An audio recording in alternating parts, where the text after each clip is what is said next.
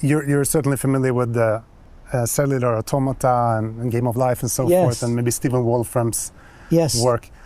What are your thoughts on this notion that the universe could be running on a Turing machine, and quantum mechanics would be something that we perceive on top of this what he calls a hypergraph, or some other automaton or theory?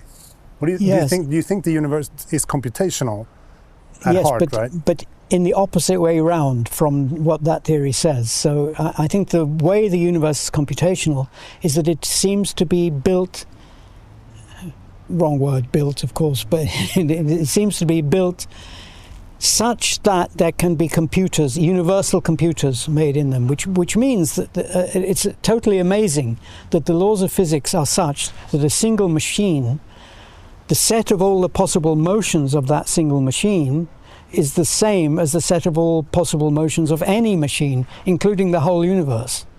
So this is universality inside the universe, that a part of the universe can mimic or simulate or emulate the whole thing. And with quantum computers, that's even more so. It is even more amazing that the universe has this property. Now, that's the sense in which the universe is computational, that it admits the existence of computers inside itself. Now, once you go the other way, you think, well, maybe there's a computer outside the universe, and that could be simulating us.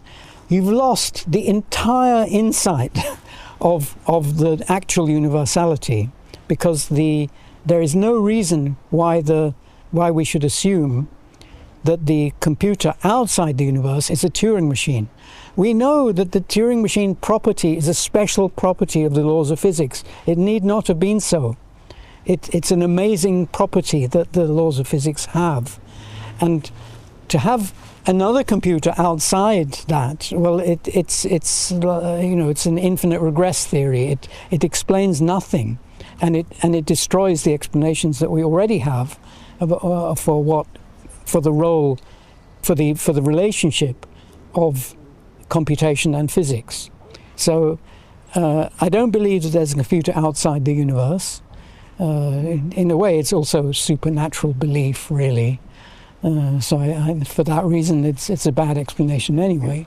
The problem with thinking of the universe as a cellular automaton, or having the laws of physics be an emergent property of cellular automata, like Stephen Wolfram proposes, is that it won't work unless the cellular automaton is universal, is Turing universal.